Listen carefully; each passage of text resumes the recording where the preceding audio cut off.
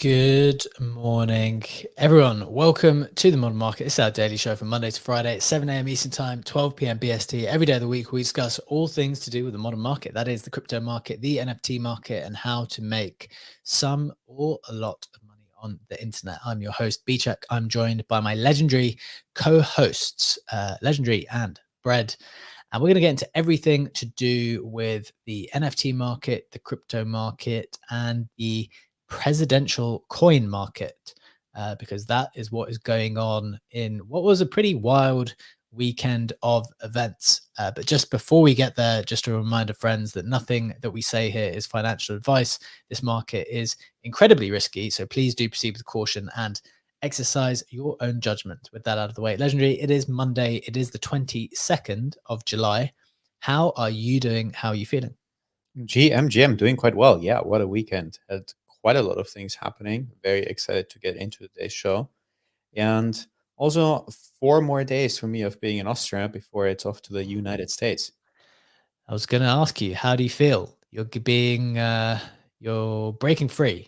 You're taking some time off. This is the first time in Yep. I was going to say 400 episodes. We're on 400 subscribers, but the first time in 300 shows I mean, we've had days off every now and again, but we haven't taken a holiday. It's not permitted. So how are you feeling? Yeah, it's weird. Like, I think the longest I went missing was for 2 consecutive days. If I think there was once, other than that, as you said, like one day off at a time. It feels weird, but also it's good from the company's perspective that the entity is growing and you were able to take off a bit, although it wasn't a holiday necessarily, but be a bit off the show. I'm able to take a holiday and the show must go on, and the show is going on. And that feels like the modern market is maturing, and that's a pretty cool achievement. And also me coping that I'm not going to be with you all for 2 weeks. Yeah, I think it's going to be funny. I think you're going to think you're going to enjoy it, and then you're actually going to hate it. I think it's going to be terrible. I think you're going to not have a good time because you wish that you could still be joining us every single day. What's the Polymarket bet on that, Legendary? What percentage are you going to place there? I think there should be a bet on that, but I also feel like that's a bet that I could easily manipulate. So I don't know if I should be the person setting it up, betting on it, and also executing on it. Yep, I think that's pretty fair. I think that's fair. Brad, how you doing, my friend? New week, crazy things going on in general. How are you feeling?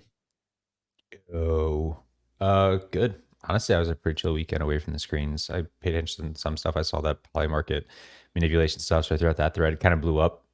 Everyone just was going back and forth on whether it's, for anyone who's not aware, there was a Polymarket around which cat coin reached 1 billion first. One got within striking distance. Someone initiated a $30 million or $30,000 buy, which made it wick above 1 billion, which settled the bet, which was about $4 million in total wagers. And so people were like, it's manipulation, it doesn't count, whatever. But anyways, so the thread kind of blew up. That was kind of fun to watch speculate, or people go back and forth on. For myself, yeah, it was pretty chill. I went and had a big ass barbecue hunk of meat yesterday. I don't know if you saw that. Crushed the gym. Felt good. Well, that sounds pretty good. On the Polymarket thing, just quickly, am I right? Like, I didn't follow it in detail, but my reading of the situation is that if the bet was for the price to break a certain point and it breaks that certain point, there's simply no argument to be had. Like, it's all about the resolution criteria. So anyone who doesn't play in the Polymarket game streets, it's like at the onset of the bet, there is a resolution criteria that says whenever this happens, this thing will settle above yes, no, this coin, that coin, whatever.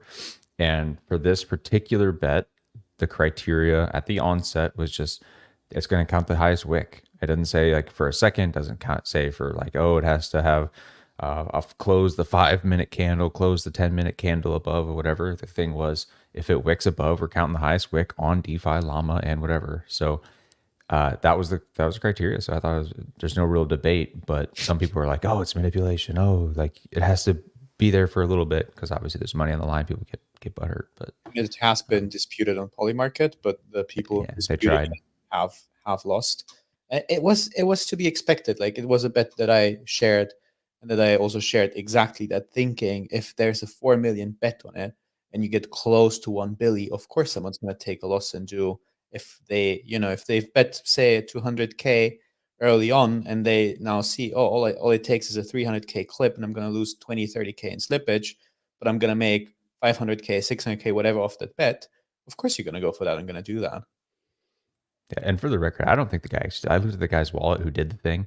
Dude has like $18 million in shitters on Solana. Like, I think the dude was just like firing off clips because he's like, whatever. He already had like 6 million in Popcat in his back pocket. What's 300K more? So I don't think there was manipulation, but yeah, but like I didn't look into the wallet, but I mean, like, even if there was, it wouldn't be surprising that this is like the game theoretical play to 100%. push it over the billion if you have more to win than to lose in slippage. And I guess my point, which is separate to all of those points, is that even if it was manipulation, it's not relevant because the bet was simply worded if the price goes above this. So Exactly. Game is game, baby. Exactly. You play the game on the rules that are there, and those are the rules. So interesting stuff, though. We're going to be talking a little bit more about Polymarket. We're going to get into all the main headlines in, a discussion of the headlines in just a little bit. But before we do that, let's hit the snapshot to get you up to speed with all of the headlines and price action from the market from the weekend that we've just had. So let me share the screen for the people who are watching in. We'll get into some general price action, and we'll get into the headlines as well from the snapshot, which is pinned up top. Starting off, Bitcoin is just up 1%, 67.3K, a little bit down on what it was before. Number two, ETH is pretty much flat at 3.4K, almost 3.5. Solana is the big mover, up 4% to almost $180, up almost 20% in the last 7 days, compared with ETH moving up 4% in the last 7 days and Bitcoin up 7% in the last 7 days. So the ETH dunker is pretty happy again because ETH seems to be underperforming from that particular basket of assets. Getting into the headlines themselves, number one, as you said, Solana surges to $180, up 16% for the week. Number two, very, very big news. Joe Biden drops out of the presidential race. There's a few kind of knock-on consequences for the Polymarket markets, as well as for the other presidential meme coin market. The Kama coin, obviously for Kamala Harris, soars in the last 24 hours. It went up 100% to $25 million. I think it's pulled back a little bit from there. We'll touch on that in a little bit. And then the final headline is Retardio Cousins, up 5x from the start of the month, 5 Sol to 27 Sol. This collection's just been going crazy, as with the other kind of Milady adjacent collections. Milady's still performing exceptionally strong on ETH. I want to have a discussion on that whole family of collections, whether they're the brothers, cousins, or whatever. I want to talk about those in just a little bit.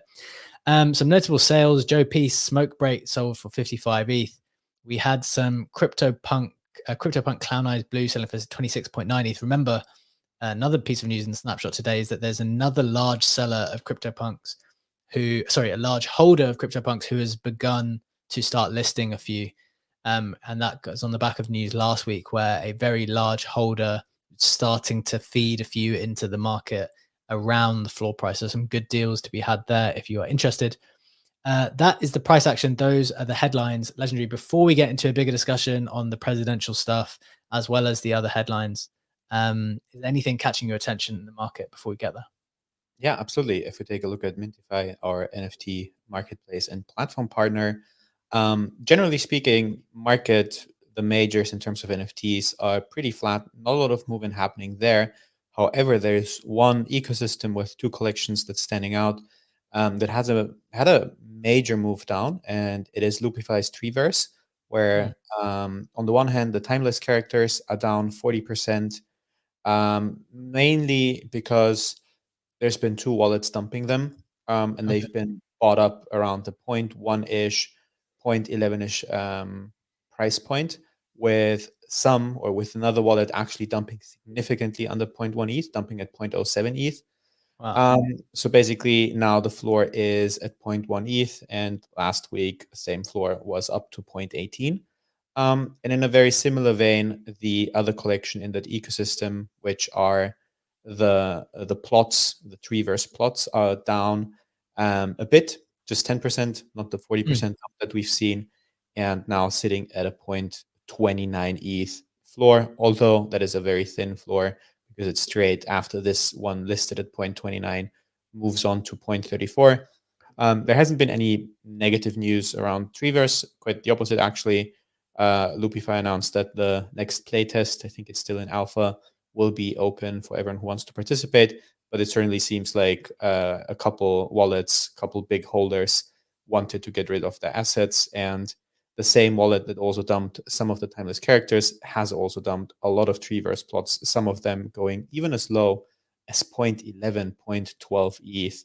So at a third of the current floor price. Interesting. Well, you say there's no specific bad news, Legendary. You said, but there was news that there was progress, and sometimes progress takes you closer to an actual event, which people are not betting on. They're just speculating on hype and potential speculation. So you don't actually want to get too close to the thing that you said that you're going to deliver. So I take your point that there was no negative news, but I guess some people don't want there to be any news. But ultimately we don't know the reason for this person selling. I mean, that's a fair point. If you just are a bit anxious about how this playtest works out, yeah, you're anxious that some people won't like it, you'd rather dump before it. If you think it's going to go well, you're going to keep your assets.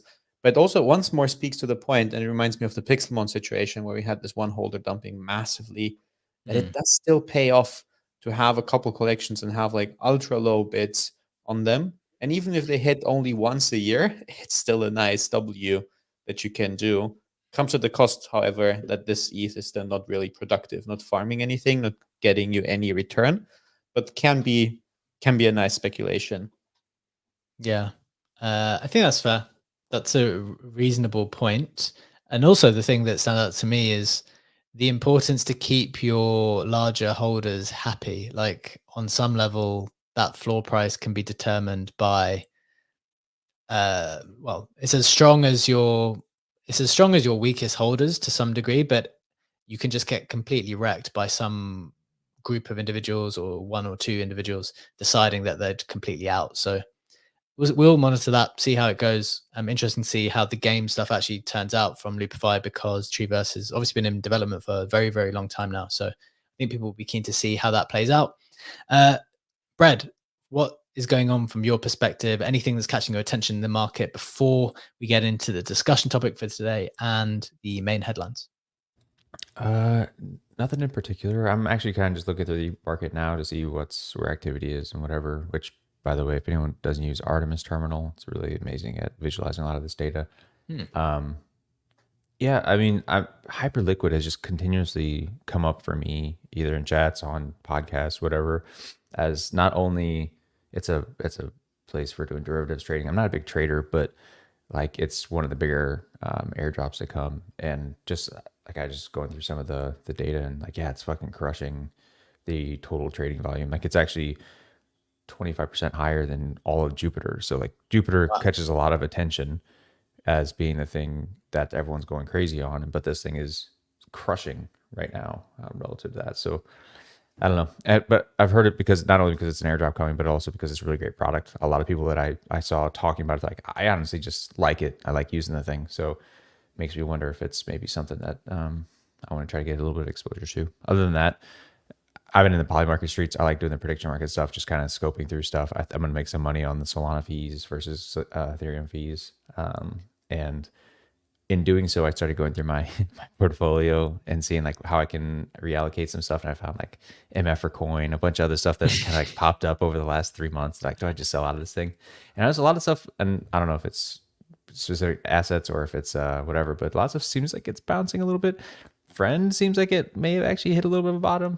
MFer, which is down in the dumps, also looks like it had a big candle up the other day. I'm not sure if it's just because everyone's bullish or because there's like some of the stuff might get revived. So I don't know. I've been kind of going through the scraps of the last few months and seeing personal strategy question for you, Brad, for people who are listening in. When you see those completely dead coins or things that you thought were dead as you're going through the scraps, like seeing what you can salvage, if there is some candle because the market's got more bullish in the last few days, do you sell those immediately for things now that you that prefer, or do you just think, well, it's not worth anything anymore? So bold of you to assume that I sell anything in this fucking market. No, I see. So this is the psychology I go through. I see that. I see it spike up and I go, well, it's already basically zero. I might as Okay. well hold on to it to see if it recovers. And then it actually goes to zero because I forget about it 3 months later or whatever. That's how I have the bags now. So don't take advice from me. But yeah, I typically like this gives me a bit of hope. And like, I don't want to be the guy who sold the bottom. So it's just like, well, fuck it, I'll hold on to the thing. And then I ride it to zero like everyone else. That's funny. My strategy has been actually, I think this is, to be fair to me, like one of the things I've got way better at this cycle is not taking two big losses. And it's not true that I haven't taken any, but like I've been quite good at cutting things. And if, for example, like my strategy is kind of different in the sense that if I was to notice one of these coins go up a lot and I'd kind of forgotten about it, and particularly specifically because of your point, I know that I'll forget about it again at some point in time. So if I actually see it on the day and it's up 30% for whatever reason, and I know, and like I just by pure luck, I see it on that day, I'll just go sell it into the thing that I'm actually concentrating more, whether that's Bitcoin, ETH, or even just stable coins, frankly. So that's one Yeah. of the things I've been thinking about. I just the only thing I keep telling myself repeatedly is like I hate being a forced seller. So the one thing I'm trying to train into my brain is to leave coins on my terms. Like, hey, this thing is going up. Like I want to exit here because it's a good Sure. trade at the time, and I'll do it. As opposed to like this thing's at zero. I need money for something else, whether it's taxes or like something else that I'm doing on chain, and then I have to sell. And like it's even though it's a red day or even though it's not doing awesome, it's not in the mind share, I sell the thing. And like that's leaving on the market's terms as opposed to leaving on my own terms. And like I Yeah, don't but know. what if the thesis Yeah. is changed or there is no thesis anymore? Which is Like right, is your exactly. thesis for Totally. MFR still, does it still exist, for example? Yeah. Like so that's one that because I don't buy into a lot of these things. Sure. Right. Usually I have a thesis when I buy into one of them is MF or like okay, it's tied to the collection. I think it's always going to be kind of whatever. So I could see it having if there's a rotation through all of this shit, and frankly, base still doesn't have a lot to pick through. I could see MF or having a revival. So like that's like fuck it, I'll just hold on to the shit. But if it was like base pro shops, which is one of the earlier meme coins that I actually bought. So like, yeah, it's kind of a stupid meme, whatever. Like it's gone now. No way it's coming back. I sold my Sure. boat in like 3 weeks ago. No way it's coming back. Gone. I'm out. So yeah. Right. That's some helpful context, I think, for people when they're trying to make their decisions. Just a final point there before we get into maybe some Polymarket stuff and before we get into the headlines. Hyperliquid. I got into Hyperliquid a long time ago purely because I think you can deposit into their vaults, and because there's so much trading there, you can earn like a really, really good interest at the moment. Has it been sitting this whole time? Yeah. Nice. Yeah, but I didn't put a huge amount in there, but I put it in months and months ago. But when I did check not too long ago, it was like a really great return based on like given that I've been doing nothing on it, it was like a great return. That's So the B check special, the passive farming, right? yeah, Deposit, walk away. yeah, but I've got a feeling maybe Hyperliquid, maybe to your point, there might be something. I got a similar feeling like there might be something more to do potentially. But question to you then, want to hear if Legendary's been playing around in Hyperliquid is, are you aware of that rate? Do you know what that is? What else are you looking at there? And then Legendary, we'll come to you in a second. Yeah, you might as well just go to Legendary. I don't have enough information on it. Cool. Legendary, have you been playing around on Hyperliquid at all? Any thoughts? Yeah, in a very similar fashion to you. I've been using it in a passive way for a couple of months, The and vault's great, isn't it? the vault's great. I don't have too much money in it, similar to how Kashmir just shared in the YouTube comments. All the top CT accounts, including Hyperliquid, Mac, etc. It's something that I noticed. Like a couple of months ago, nobody was really talking about Hyperliquid. Now it's there, and I'm happy. I don't care about the return too much because I think it could be a juicy airdrop.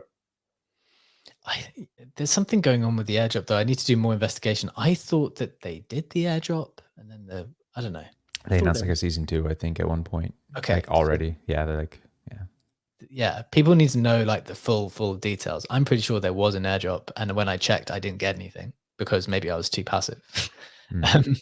So yeah, a bit more research required there, I think. But look, that is something to keep an eye on. As Kashmir said, a lot of people are kind of pushing it at the moment. Worst case scenario, and you don't get an airdrop, I think the return there is pretty nice. So for passive stuff, it could be quite good. But look, before we get into the bigger discussion on the headlines today, I wanted to bring up Polymarket again. It's clearly becoming like front and center for all news at the moment, and to the point where I'm wondering how much we just become a news channel, because if there's a Polymarket bet on it, does that mean we are able to report on it? I don't know. We're going to see how that plays out. But this was an interesting point comparing Polymarket and Pump Fund by Imran Khan. Going to share this for discussion. Both Polymarket and Pump.Fund serve the same market, one for traditional markets and the latter for crypto natives, specifically degens. The funny part about this is that philosophically, one believes it to be a truth-seeking machine, while the other sees it to be a coin launchpad. But in reality, both are speculative, trading attention, and some tokens specifically trading on outcomes.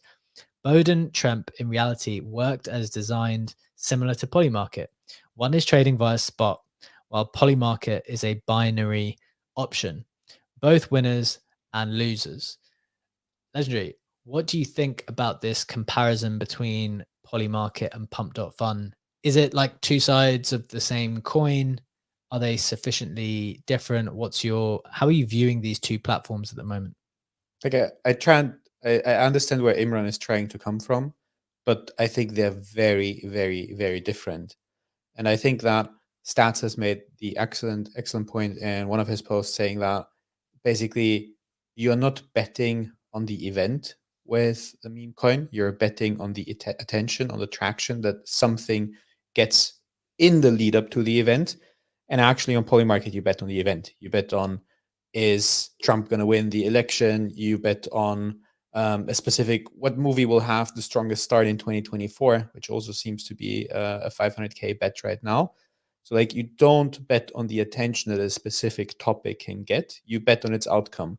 Because if you are betting in the presidential election winner 2024, which by now is a $320 million bet, you don't care about that. If you bet 1K, it could be a 10 million, it could be a 100 mil bet. It doesn't make a massive difference for you. Whereas if you have been a buyer of Dark Maga yesterday, which Tyler has shared, which did a 10,000x in a day from sub 1M to 72M, you definitely bet on the attention. You definitely care about the fucking market cap. So I think while they are similar things, yes, Dark Maga is Trump related and the Trump bet on Polymarket is, well, obviously Trump related. They're completely different powers and forces at play.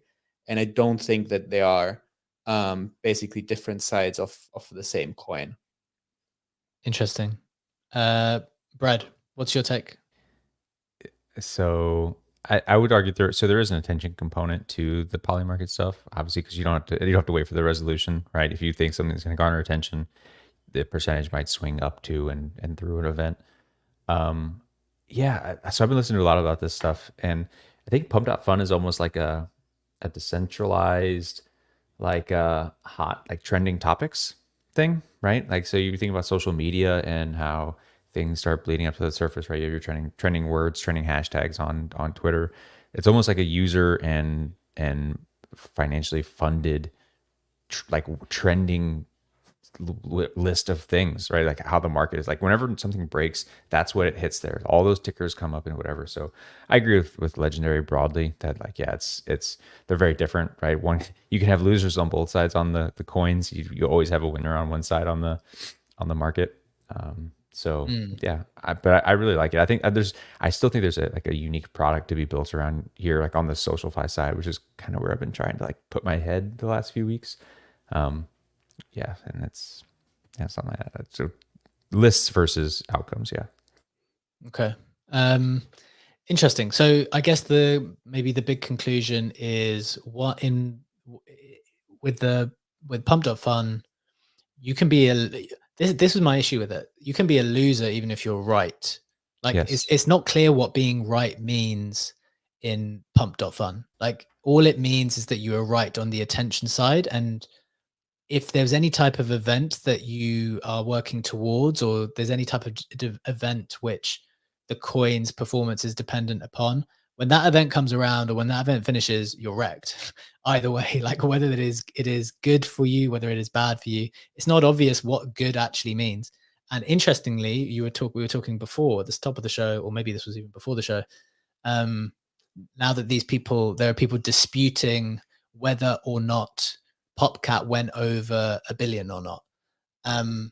Well, they're not disputing whether it did or it didn't. They're just disputing whether the bet should be paid out because there was some type of accusation that, maybe one particular big buy towards the end sent it over $1 billion, and therefore maybe it was market manipulation, etc., etc., etc. However, it looks like that's being denied because it's more clear. It's entirely defined what that bet is for. The bet was that PopCat needs to go past 1 billion FTV, and it did do that. And so people can argue as much as they want, but that is the good scenario for the people who place the bet. That is the outcome which they bet upon, and those people will be the winners. So it's just far clearer to me. One way I started thinking about it over the weekend, I don't know if this is the correct way to think about it, but Pump.Fun is basically for Zoomers and Polymarket is for Boomers. Yes, probably not wrong. Again, I think it's like leveraged future attention, because like Bowden is a really interesting thing for me, because like everything you were hoping for with the Bowden thing kind of started playing out, right? Kind of mocked him, kind of did whatever. Despite all of that, because the future outcome of him even existing, having attention, looked less likely, the fucking coin has been falling off a cliff the last 3 months or whatever it's been. So even though it was directionally in the same vein as what the coin was trying to portray, right? It's kind of mocking him because Bowden, Biden's gonna have attention. He's had arguably the most attention he's ever had in his career the last 2-3 weeks. Yep. But the coin's been going down for the last 3 months because everyone was kind of predicting that the future attention that he's going to get is not going to be there. And because it's a coin, it's leverage, right? It's because we think it's going to go down in the future. It's been going down really bad the last couple of months, or however long it's been. So it's like leveraged future attention is what you're trading with those pump tickers. Exactly. Interesting perspectives there. Legendary, let's go to Sensei first. She has joined us with a hand raised. Sensei, welcome to the stage, my friend. It's been a while. How are you doing? What's your thought on this Pump.Fun versus Polymarket conversation? GM everyone. I mean, I originally only came up to confirm that you're not hallucinating. Hyperliquid did have an airdrop. Yeah, the token is called PER. Amazing. Yeah, but this is a very interesting conversation. I have so many thoughts. And I think Polify coins or Polyfi or whatever we're calling them are a great illustration of the difference between the two. Seeing how they're totally cratering on Solana or like whatever from their pump origins, and how the bets are actually getting resolved on Polymarket like wagers actually should. So it's just a different sort of system of betting, sort of all or nothing zero sum, or sort of a more traditional wagering, I guess. And one more thing I wanted to point out, that you were talking about things like, okay, did PopCat go to $1 billion or not? And sort of these yes or no wagers that are easy to answer. There's in fact a separate entity from Polymarket itself that they engage to resolve the bets if something is unclear, like they had to with the ETH ETF, which got approved but didn't start trading, or with the Martin Shkreli Donald Trump token, yeah, where there was a conflict apparently. So it's more sophisticated than it could seem. Which is not accessible to meme coins at all. Like, what are you gonna arbitrage there? Like, is Bowden going down that much? I don't know. Yeah, I think that's a great point. Thanks for that, Sensei. I agree that in certain circumstances, yes, there will be like legitimate dispute. I think my point for this one in particular was that it was worded sufficiently clear for there to be no dispute, even though people were trying to dispute. But I definitely accept the point that there will be times where things are just not drafted properly. And this is kind of my legal brain working, where like you can have arguments over specific words. So if you don't write that bet properly, you will leave yourself open to interpretation at some point in time if you don't have like the correct definitions. And this is why in legal documents, at the start of any legal document, you'll have like a bunch of definitions, right? Like when you say the ETH ETF is going to be approved by the end of July, there'll have to be something that says like, when we say the ETH ETF, this is specifically what we mean. Do we mean approval by this entity? Do we mean it starts trading? Do we like, you'll need to have that definition to be completely clear and avoid these kind of disputes. So very, very fair point. There's one thing though with Polymarket, and you know I like the platform and I enjoy betting on there, but they do like to keep it vague. Like even if you had, sharing my screen real quick for those of us watching on YouTube or on X, where is it? Even if you go say to that first cat to 1 billion bet, and you scroll down and you have this rules section and it reads, this market will resolve to yes if popcat, and then it shows you show more. It's hiding like the rules. You have to actively do something, you have to click, and then it becomes very clear. Then the rules are exactly what we stated the rules are, but in general, you have to do something, and people generally do not read. And I think a lot of people operate under assumptions. And by just hiding the precise rules, you create a bit of, intentional ambiguity. And it was the same case with the ETH bet. Like that bet was very clear. People told me when I was betting on that, pull out, you're going to lose. It doesn't count as approved. And the rules were laid out for that, exactly with what needs to be approved for the market to resolve with a yes. But I do think that Polymarket's UX, UI could be better. I would lean a bit further and say it's intentional to hide the rules and not show them. Maybe it adds some liquidity to it because people bet not knowing the rules. Yeah. I would say this is not it's not an accident that the website looks like it looks like. Let's phrase it like that. Yeah, I think that's probably fair. I mean, most people don't even read their own legal docs. For example, we've done tons of deals and I've had to like explain to founders that their legal docs aren't saying the things that they think that they're saying because they're just trusting people trust the writers to write the thing that they need to write. And I think they just assume that it says it because it can be complicated to write things really, really clearly. I think I had a follow-up question on it, but I think in terms of time, let's just keep it moving then. That was an interesting segment on the Polymarket stuff. I think it's here to stay. So we're going to be continuing to monitor that type of stuff as we go forward. Getting into the main headlines, look, there's probably only one place to start. Obviously, we had Joe Biden dropping out of the presidential race. He wrote this letter directly to the public, published on X, where I think the key paragraph was, where's the key paragraph gone? While it has been my intention to seek re-election, I believe it is in the best interest of my party and the country for me to stand down and to focus solely on fulfilling my duties as president for the remainder of my term. A couple of people made an interesting point that it's not funny necessarily, but it's interesting that the way that this was communicated was not in person, not an official press release, but just a direct letter on X, like to start. That was the way it was initially communicated. So again, kind of showing how important this platform has become to be like the place where you get the news first. And then he kind of followed up with this tweet. I think this was 16 hours ago, because in the first tweet, there was no endorsement of Kamala Harris. And then in this tweet, 16 hours or so ago, he indeed did endorse Kamala, although there was a tweet subsequent to this where, well, actually, I'm going to share Legendary's tweet first here, kind of reacting to this. I think initially, crypto actually went down on this news. Obviously, it's been highly anticipated that Biden was going to drop out. And I guess one of the reasons crypto is going up because they're pricing in a Trump win versus Biden. But now that Biden's out, Legendary, I think, explained this pretty nicely, where he said Biden out, crypto down seems to confuse a lot of people because you would think that, well, that means Trump's going to win. But that's not the point now. The point is now you don't know who Trump is going to go up against. Against Biden, it was seen to be like a walkover. As Legendary says, market priced in that Trump would win against Biden. Now the market simply doesn't know who Trump will be up against. Could be Kamala, likely. It could be someone else. And so that uncertainty led to a mini correction. I think that is a reasonable reading of the situation, but want to go to straight away to Legendary to have any further commentary on that situation. Yeah, absolutely. I think that tweet perfectly summed up what I was thinking and what I'm still thinking.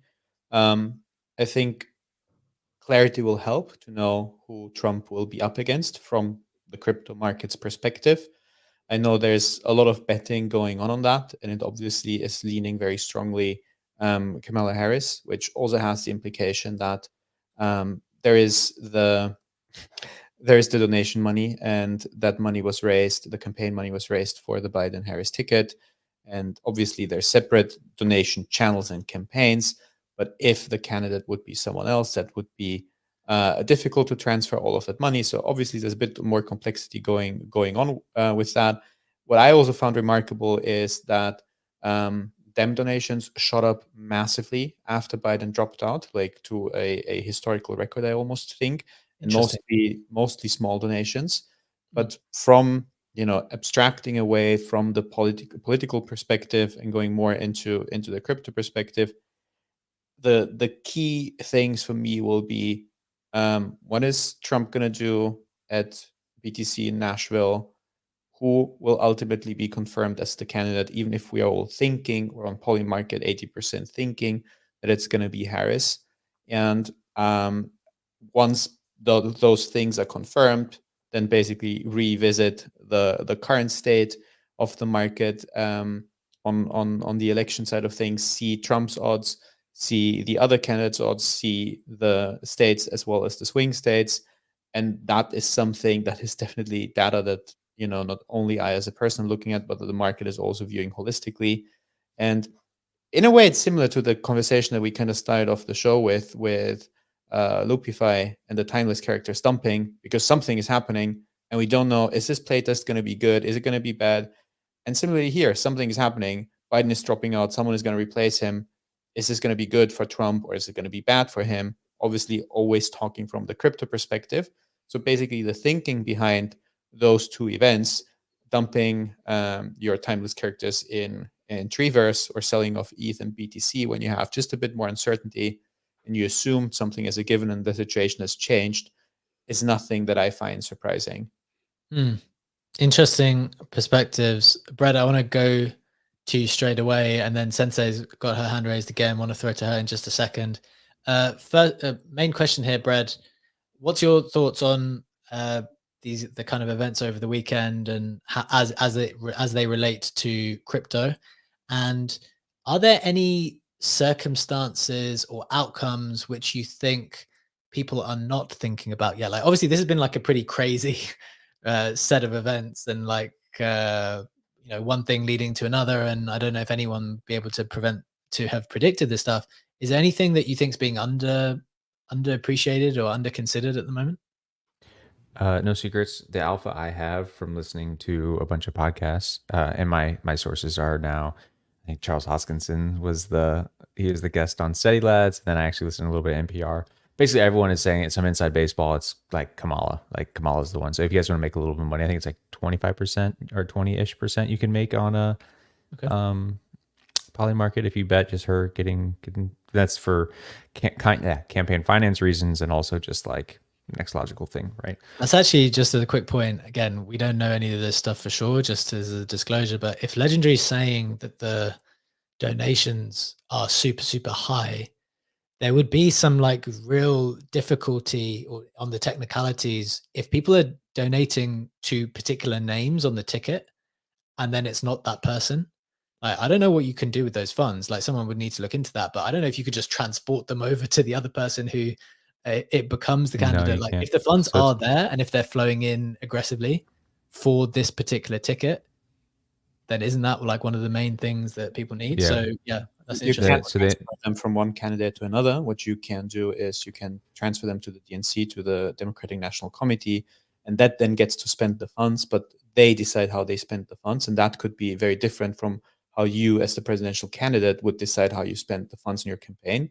So basically, the money wouldn't be like necessarily lost, but you would have way, way, way, way less control over how exactly it's going to be spent. And maybe you're thinking, I want to campaign in this state because this is of very high importance to me. And the DNC has another idea on how to spend that money. And ultimately, they would be the ones deciding how this is going to happen. So it would put you, even if the money is not lost, in a weaker position because you would lose a certain extent of control over it. That is to the best of my understanding. Nailed it. Okay. Interesting stuff. Let's go to Sensei. You have your hand raised. Funky's also joined us. Great to see him with us. We'll come to you in a second. And then we will need to get off the political stuff into the final headlines for the day. Sensei, first, welcome to the stage again. What are your thoughts here? Yeah, I'll be quick because I'd love to hear from Funky on this. But first of all, as any degen, the first thing I did yesterday after seeing the news is I got on Pump Fun.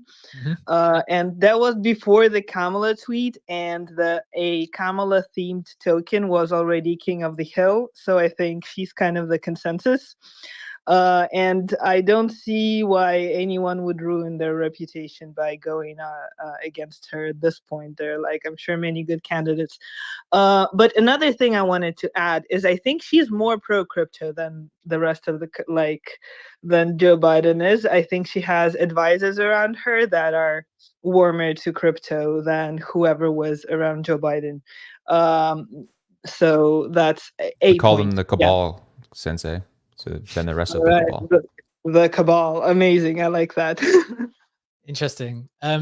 Just a quick follow-up, Sensei. I'm just going to give some of this information to people who are listening in, watching in. So I don't know if this was the coin that you're talking about, but the Kama token was the one that yesterday hit an all-time high of 2.4 cents. In the minutes following President Joe Biden's announcement, went to a market cap of 24 million.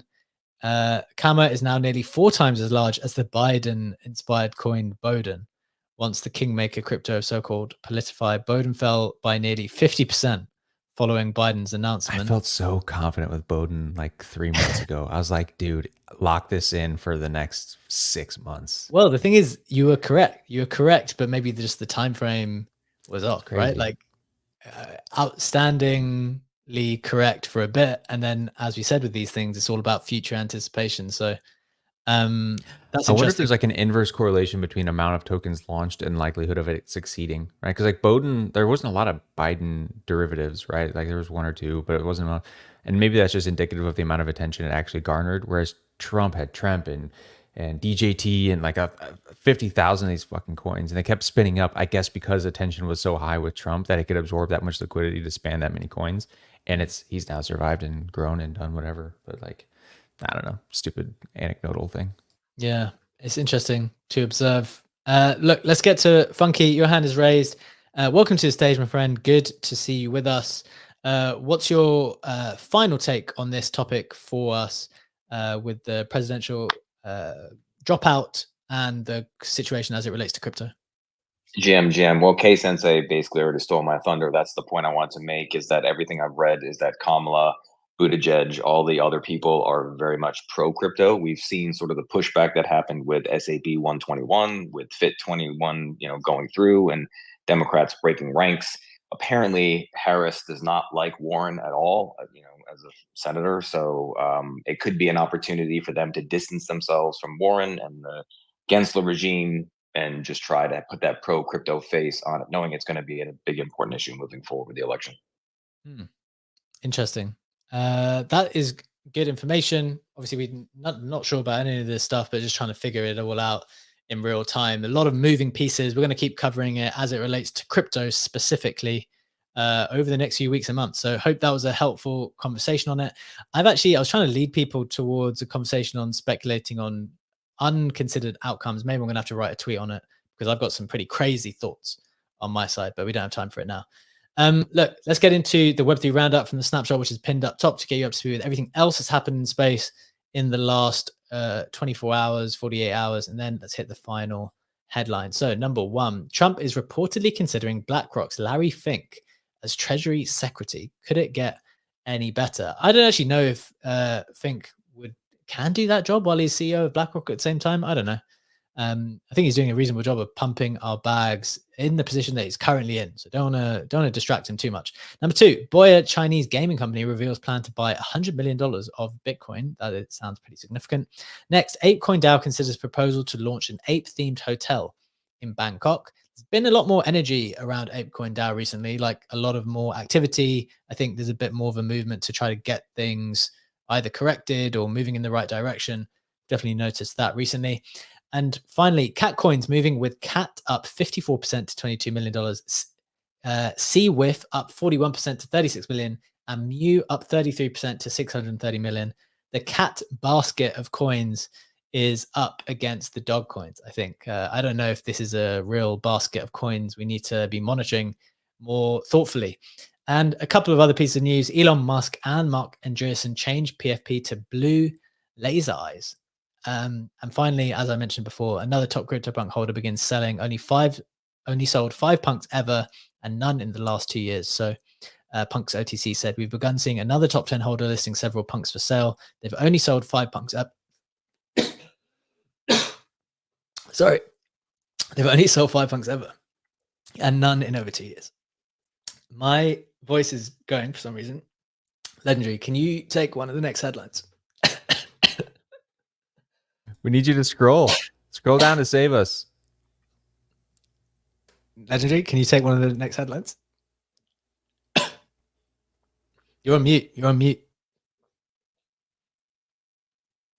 I've been talking all the while. Let's get that. That was the Web3 roundup. Let's get into one of the next main headlines. I think we have 8 minutes left and 2 things to touch on, both in the Solana ecosystem. One, obviously, being Solana itself surging to $180, up 16% over the week, and Retardio Cousins being up from 5 to 27 Sol. And basically all of the, as you said in the beginning of the show, all of the Milady's family, if you want to call it like that, doing pretty well, doing so well that there's even a bet on, it's a small one still on Polymarket, but there is a bet if Milady's will flip Bored Apes in 2024, which is currently standing at a 47% chance of a yes. But abstracting away from that and going to Solana itself, I find it quite interesting that in the week where we're expecting the ETH ETF to start trading, we are seeing Solana pump very strongly. We have seen a very similar situation with BTC, where most of the pump in the week where BTC ETFs launched went to ETH. And it's quite a similar pattern that we're seeing right now. And back then, people had underestimated the effect of, or the impact of the ETFs on BTC, although that took more than a month to show and come into full action. And it seems to me that we're seeing a bit of a similar pattern with ETH and Solana, where we're pumping up Solana before that, which obviously is nice, but flooding ETH on the timeline is more popular than ever. And I do think that we are repeating the very same pattern from the start of the year, and we are underestimating ETH by doing that. That's an interesting analysis. Brad, what do you think? Is this like the usual thing where there's a particular, well, not the usual thing, it's happened once before. When the Bitcoin ETF was going in, ETH absolutely started to send. Now the ETH ETF is coming next week, this week now, and Solana is clearly outperforming everything else again. Is that to be expected? Do you think that's something which can continue? And what's your general perspective on the ETH ETF this week and Solana's outperformance? Everyone is jostling to guess whether or not ETH will dump immediately following like Bitcoin did, or if we're front running it because we know that's what happened at Bitcoin, therefore we're front running the front run. So like everyone's doing this like 6th and 7th order chess to try to figure whatever out. I think there's just so many indicators in like structural thing, like, right, we have the future president and VP both very bullish crypto. They even have collections. They're very vocally going after the head of SEC. Larry Fink is fucking bull posting for us continuously. Like everything's pointing up and to the right for us. So frankly, I still don't give a shit about this stuff. And I think we will have a surprising amount of like dunking on ETH is it's the thing to do right now. It's consensus. And whenever I hear consensus, I hear like, okay, we're probably gonna be wrong, because we're always wrong whenever we have consensus. So methinks that once these ETF opens up, like inflows might surprise some people, and whenever things are and we might have a little bit of supply shock on ETH, and I think it's gonna send a little bit. But also Solana's gonna go up with it, because Solana has all the retail stuff. Ethereum has been more of a institutional thing, right? BlackRock has whatever $500-600 million in its BUIDL fund. Yeah, so I got predicting which one's going to continue to go up the most. I mean, Solana's lower market cap, and it's got the mind share on the consumer side, and it's genuinely a better experience on a lot of the fronts. So for it to continue to send would not surprise me, and I honestly kind of think it will. But Ethereum's going to do, I think that's going to outperform what people saw with the Bitcoin stuff too. Interesting. Yeah, I guess it's more complicated than just a very simple analysis. So appreciate that kind of more nuanced take. I wanted to just share, to your point, Brad, you listed some bullish factors there. One of my favorite accounts, Moon Overlord, he just wrote some great bull posts over the weekend, and I just want to share a few of them with everyone because I just enjoyed them a lot. And then the final question on, okay, Solana sends, but how do Solana NFTs fit into that? I think it's worth reflecting on for the last few minutes. So here's a few that he wrote. He wrote, I think right now is the best example I've seen in my 47 years of trading of why a lot of people will never make it and don't make any money. You have the biggest hedge funds in the world openly shilling Bitcoin live on TV and buying hundreds of millions of dollars per day. The FA is overwhelming. It's honestly astounding the mental gymnastics people are going through to be anything other than ridiculously bullish. He then said, bajillionaire hedge funds say, hey, we're going to buy a fuck ton of crypto. Okay, sport? You. This chop is insane. I have no clue where the market is going. And then one more where he wrote, Trump says, hey, buy my NFTs. Also, Bitcoin rocks. You say, man, what the hell is going on right now? This market is brutal. Chop City. Gosh, dang it. Like, just taking It's a few the golden of those, bull, baby. Like, people overthinking it.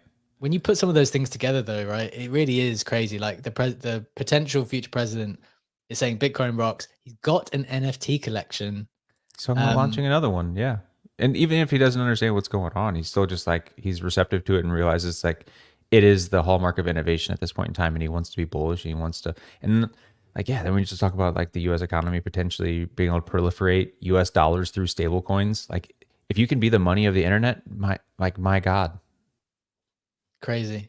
Look, I just wanted to share those tweets. Obviously, we don't know where things go, but they were just very, very enjoyable to me over the weekend.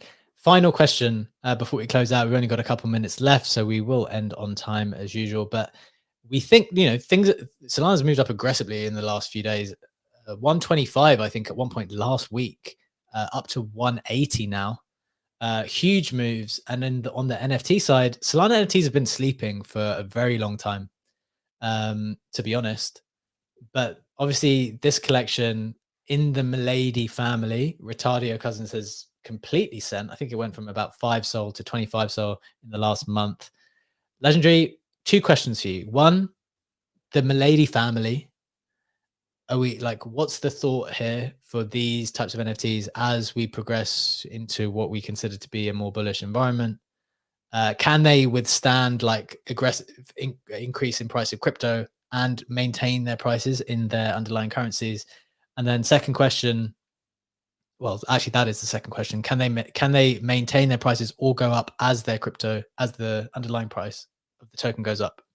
Yeah, two things on that. One specifically on Retardios, and it kind of connects with the Moon Overlord post, which EB7, the legendary market maker, replied to for NFTs. That is, people are so addicted to volatility, and that's certainly also true for the NFT side of things. And if you want volatility with JPEGs, you definitely get more of that on Solana versus ETH right now. Also, I think that just Stefano in the YouTube comments made the point that someone swept 500K worth of Retardios over the weekend, which is something that I couldn't verify up to now, but that would make a lot of sense to see that kind of movement. And I think we will see a bit more volume flow into NFTs on Solana if Solana traction continues, but nowhere similar to what we've seen in 2021, because the main narrative is still being addicted to volatility, and that is trading meme coins and not just buying and hodling and waiting things out. And a certain bit of that might flow into JPEGs, but I don't think that we are in the stage of the market right now where we'll see a massive NFT run, neither on ETH nor on Solana. Interesting. I think number go up is going to push the digital artifact narrative. So I think everything's more bullish whenever the native asset's going crazy, right? So like if Solana's going crazy, if ETH with these ETF flows, if Bitcoin again, if it catches another leg up because it's been going sideways since it went all-time high, if all that stuff shoots up again, it's exactly the same that happened last time, right? The native asset goes up. I go, this thing is going to be the money of the entire fucking universe. Therefore, I want the gold gems that are embedded in the thing, which is, it was inscriptions, ordinals, whatever last leg.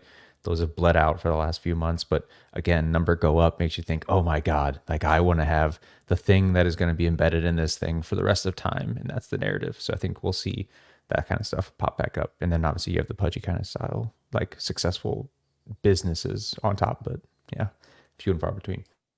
I think I generally agree. I think just this is going to take a bit more time. It's like not the immediate reaction of the market, but other than that, I 100% agree with you. And also, final thought on, I know we are over time, but final thought on that people are addicted to volatility comment by Eric. I think we're seeing this very strongly. At least I see it when I post about Polymarket, and I posted things about if you think Popkit goes to $1 billion, you can make more on Polymarket versus spot buying. And the majority of pushback in my comments was, but you miss out on the unlimited upside.